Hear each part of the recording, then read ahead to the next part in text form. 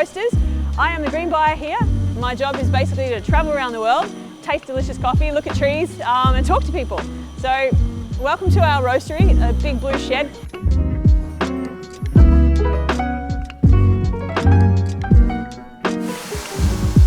So let's start at the very beginning of our process and how it actually all happens and turns into that cup of coffee that you enjoy every single morning. So right here, green coffee. Comes in these massive, great big bags. We'll take all of these bags of coffee and we'll dump them in this big hopper up the top here.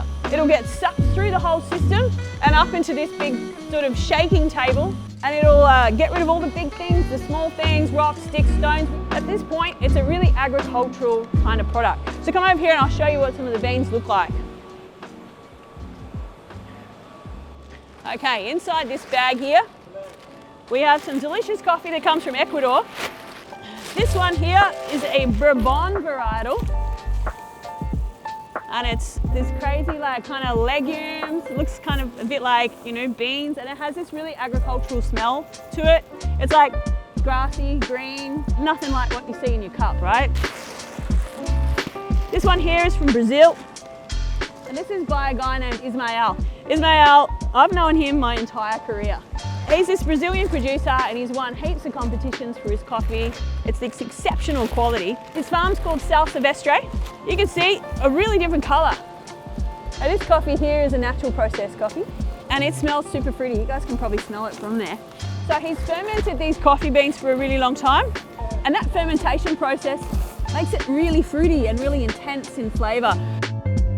The flavor is kind of like passion fruit, a little bit like hops. And then you get this really nice sort of like backbone of chocolate throughout, like a nice milk sort of creamy chocolate. The texture is really, really good in this particular coffee. These coffees are some of the greatest stuff. They're super exceptional.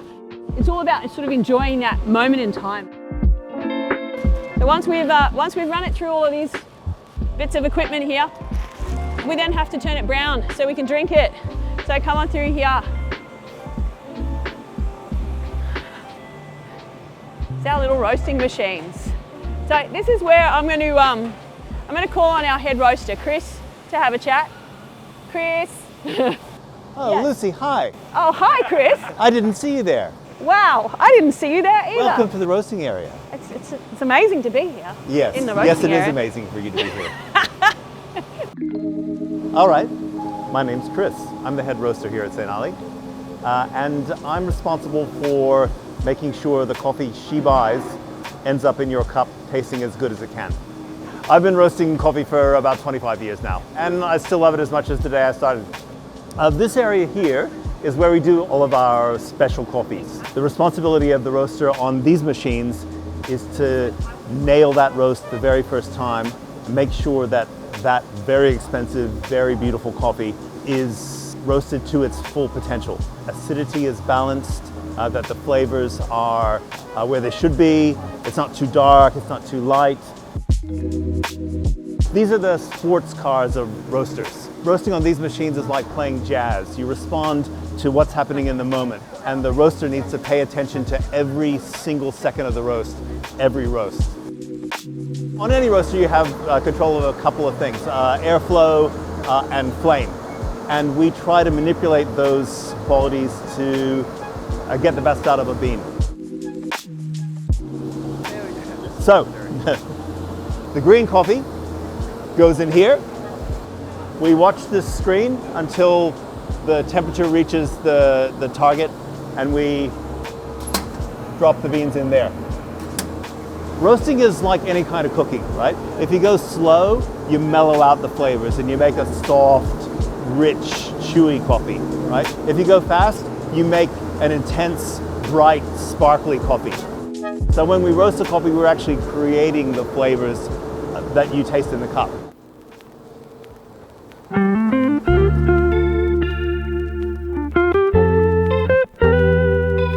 Over here is where we do our blends, and it's like playing classical music. It's not about individual expression, it's about having the same thing in the cup every single day. Beethoven's Fifth goes da da da da every time, right? You don't get to change that, and that's what we try and do over here. We try and produce the most consistent coffee we can every day and every year, even though it's an agricultural product and the individual beans change seasonally. Coffee is seasonal. Ethiopia will have an amazing season and every coffee that comes out of there will be a blockbuster, and then the next season it'll be a little disappointing and you know, maybe the rain fell too late in the ripening process, or maybe it fell too early. I would say that Kenya from about 5 years ago was a real standout, but that could have just been that I was lucky in finding some good Kenyans. Our job is just to taste the coffee every time we roast it and make sure that it's still on point. Right, so that's green coffee. We call it that because it's green. And that's roasted coffee.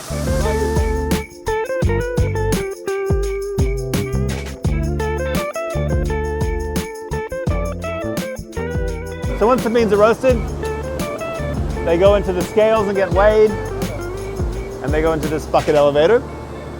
So then it goes into these silos until it's packed.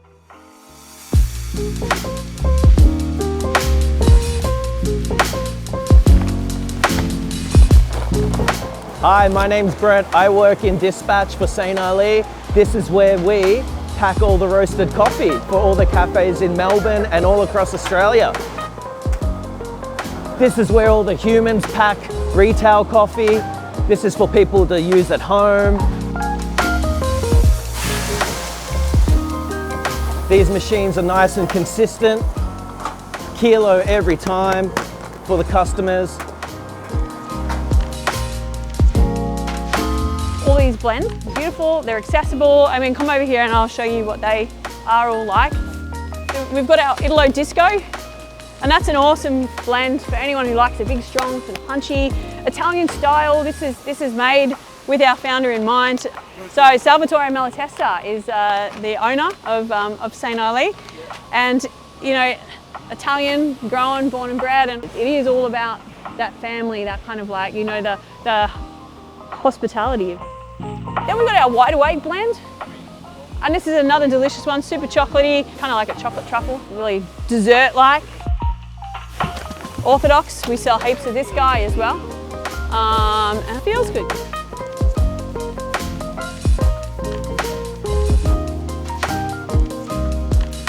So we send out coffee all around Australia and even some internationally. If you come on through here, you can see that not only do we pack coffee into these bags, but we also do groceries as well. We do beer nuts, we do more beer nuts, and then we've also got little collabs that we do with people. So Mr. Black, that's our Italo Disco coffee in there. This makes a wicked martini.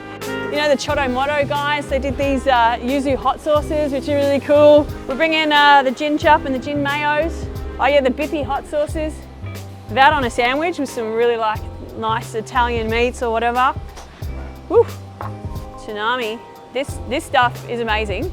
It's tomatoes and black garlic, yeah. Everyone in the company is just obsessed with really high-end products. So this is where we went, you know, and it's all about community. It's all about the hospitality crew that everyone knows everyone, and we all just want to kind of, you know, help each other out and support through these really crazy times.